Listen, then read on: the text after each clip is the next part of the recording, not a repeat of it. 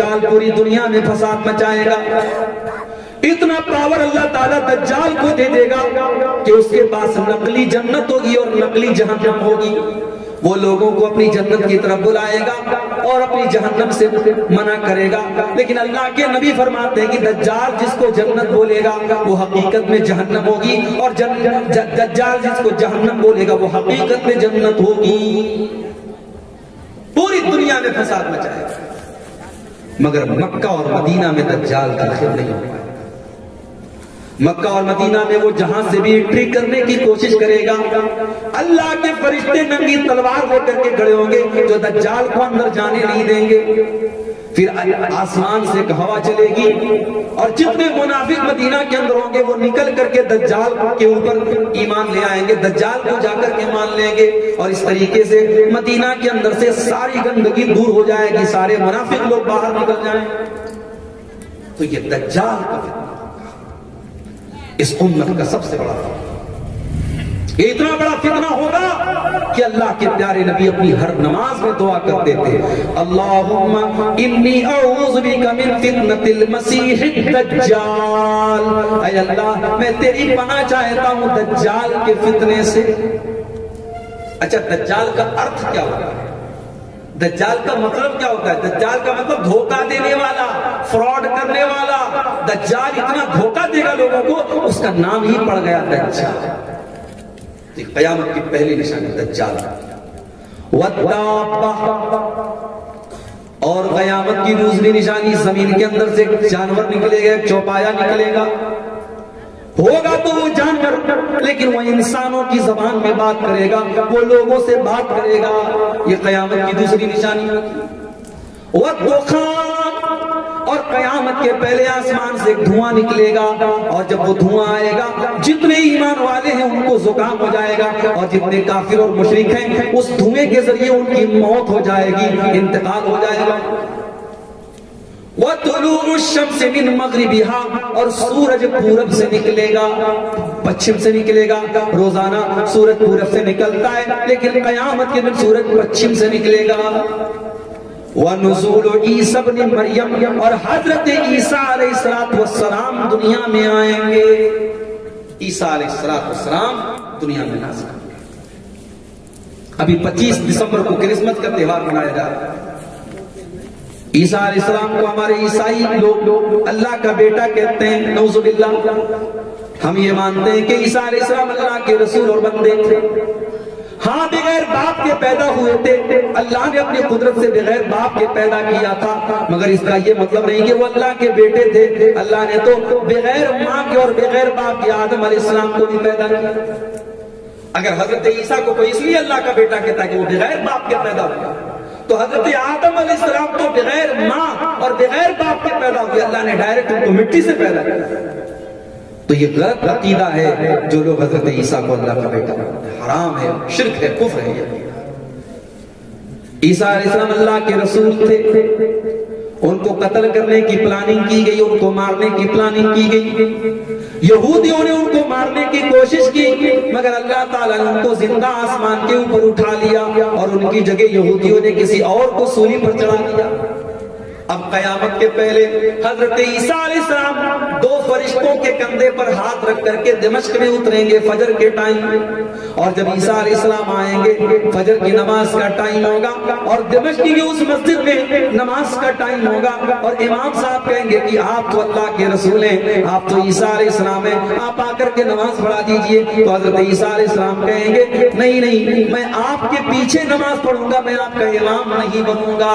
یہ اس امت کا مقام ہے، اس امت کا درجہ ہے کہ اس امت کے پیچھے حضرت عیسیٰ علیہ السلام بھی نماز پڑھیں گے. عیسیٰ علیہ السلام 40 سال دنیا میں رہیں گے، دجال کو وہی قتل کریں گے اور ان کے دور میں عیسائیت ختم ہو جائے گی. وہ صلیب کو توڑ دیں گے، دنیا میں جتنے سور ہے سور کو ختم کر دیں گے، قتل کر دیں گے. اور یہودیوں اور عیسائیوں کو وہ ڈائریکٹ اسلام کی دعوت دیں گے کہ یا تو اسلام قبول کرو یا ہم سے جنگ کرو. عیسیٰ علیہ السلام یہودیوں اور عیسائیوں کو تیسرا کوئی آپشن نہیں دیں گے، جزیہ کا ٹیکس ختم کر دیں گے اور کہیں گے یا تو تم اسلام قبول کرو یا پھر ہم سے لڑیں. 40 سال حضرت عیسیٰ دنیا میں رہیں گے، ان کے دور میں عدل و انصاف ہوگا، اور اس کے بعد 40 سال کے بعد اللہ تعالیٰ نیچرل ان کو موت دے گا اور وہ اللہ کے پاس چلے جائیں گے۔ عیسیٰ علیہ السلام دنیا میں آئیں گے، یہ بھی قیامت کی نشانی ہے۔ وَيَأْجُوجَ وَمَاجُوجَ، اور یاجوج اور ماجوج نام کی دو فسادی قومیں، دو بڑے ہی جاہل اور اجٹ لوگ جو دنیا کے کسی کونے میں قید ہیں۔ حضرت ذوالقرنین نے ایک ڈیم بنا کر کے، ایک دیوار بنا کر کے ان کو قید کر دیا ہے، اور وہ روزانہ اس ڈیم کو توڑنے کی کوشش کر رہے ہیں۔ قیامت کے پہلے اس ڈیم کو وہ توڑ دیں گے، اس باندھ کو وہ توڑ دیں گے اور باہر نکل جائیں گے، اور انسانوں کے بیچ بہت زیادہ تباہی مچائیں گے۔ پھر حضرت عیسیٰ علیہ السلام اللہ کی بارگاہ میں دعا کریں گے، اور اللہ تعالیٰ یاجوج اور ماجوج کی گردنوں کے اوپر ایک کیڑا بھیج دے گا، اور اسی کیڑے سے ان سب کی ایک ساتھ موت ہو جائے، سب ایک ساتھ مر جائے، اور جب وہ مریں گے ان کی ڈیڈ باڈی سے جو بدبو آئے گی پوری زمین بدبو سے بھر جائے گی۔ پھر حضرت عیسیٰ علیہ السلام اللہ کی بارگاہ میں دعا کریں گے کہ اے اللہ، ان کی ڈیڈ باڈی کی مہک ہم سب کو پریشان کرے۔ تب اللہ تبارک و تعالیٰ بارش نازل کرے گا، اور پوری زمین سے ان کی ڈیڈ باڈی بالکل صاف ہو جائے گی، ختم ہو جائے گی۔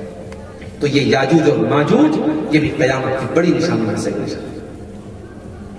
اس کے بعد اللہ کے نبی فرماتے ہیں وَثَلَاثَةُ خُسُوفٍ خَسْفٌ بِالْمَشْرِقِ وَخَسْفٌ بِالْمَغْرِبِ وَخَسْفٌ بِجَزِيرَةِ الْعَرَبِ، اور دنیا میں تین جگہوں پر زمین کو دسا دیا جائے گا، ایک پورب میں دسایا جائے گا، ایک پچھم میں دسایا جائے گا، اور ایک عرب کے اندر دسایا جائے گا۔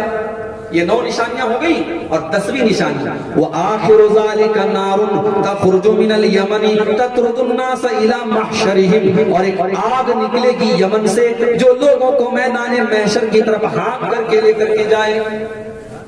تو یہ 10 بڑی نشانیاں ہیں، یہ بالکل لاسٹ میں ہونا، لیکن کچھ ایسی نشانیاں ہیں جو قیامت کی چھوٹی نشانیاں ہیں، جو دھیرے دھیرے ہمارے سامنے آ رہی ہیں، اور جیسے جیسے یہ نشانیاں سامنے آ رہی ہیں سمجھ جاؤ کہ قیامت بالکل قریب آنے والی ہے۔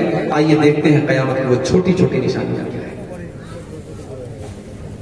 قیامت کی چھوٹی نشانیوں میں سے ایک نشانی یہ بھی ہے، اللہ کے نبی کا دنیا میں تشریف لانا، آپ کا دنیا میں آنا، یہ بھی قیامت کی ایک نشانی ہے۔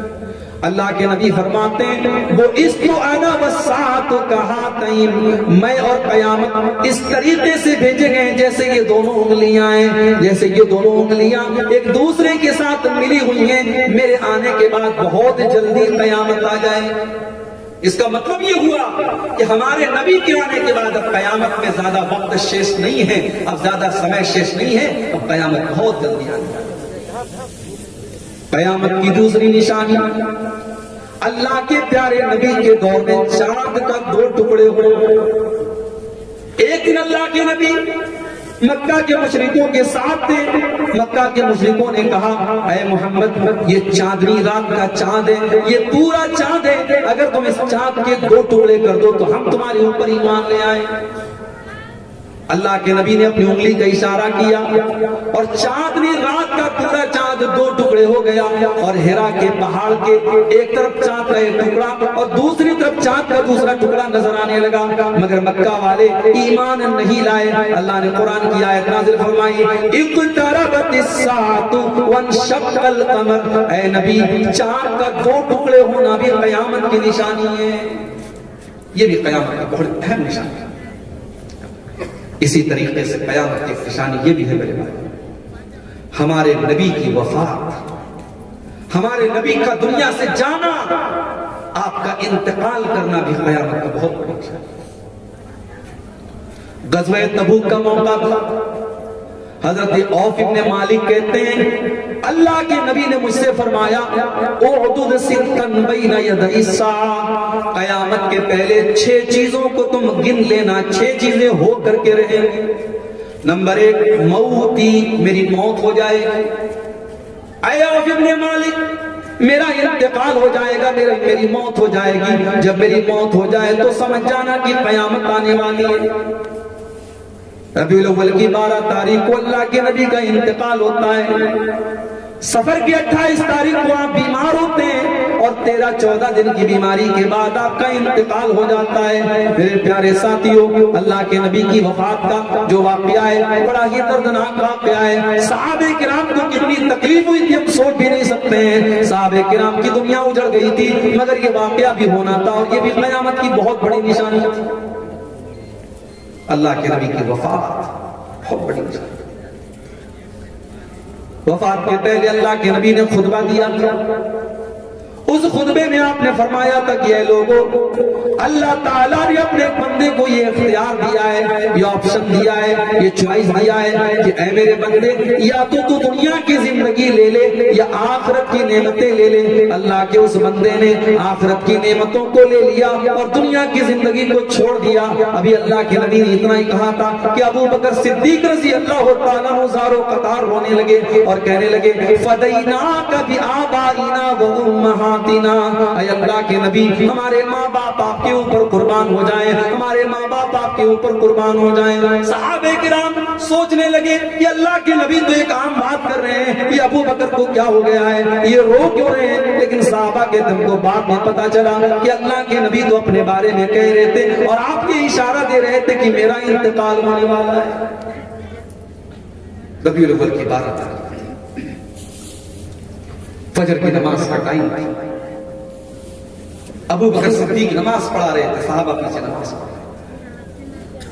اللہ کے نبی نے اپنے کمرے کا پردہ ہٹایا، سامنے صحابہ نماز پڑھ رہے ہیں۔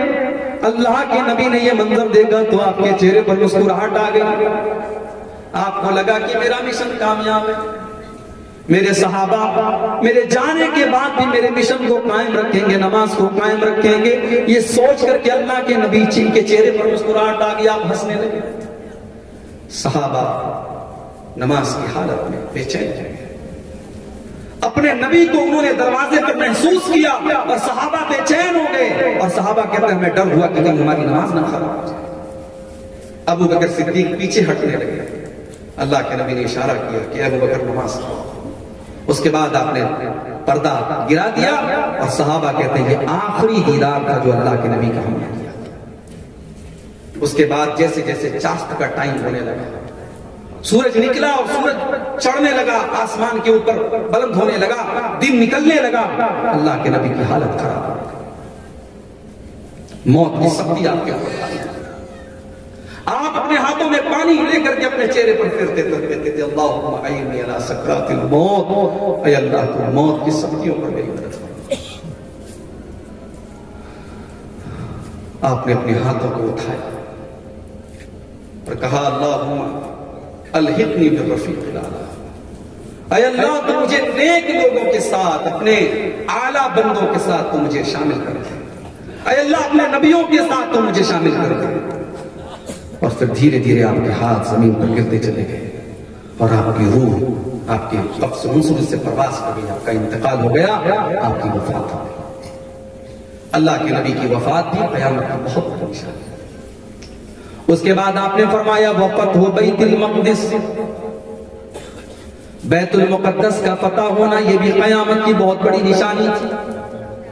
حضرت عمر فاروق کے دور میں جب بیت المقدس فتح ہوا اور حضرت عمر کے ہاتھ میں بیت المقدس کی چابیاں دی گئیں اور اس کے اندر 2 رکعت نماز انہوں نے پڑھی، یہ واقعہ بھی بہت بڑا واقعہ تھا اور یہ بھی قیامت کی ایک نشانی تھی۔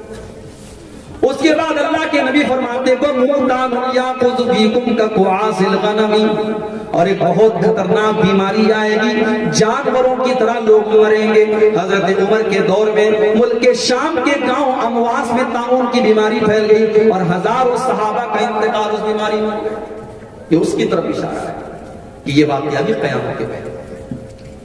اس کے بعد آپ نے فرمایا ثم استفاضت المال، پھر مال بہت زیادہ ہو جائے گا لوگوں کے پاس، حتی یؤتی الرجل 100 دینار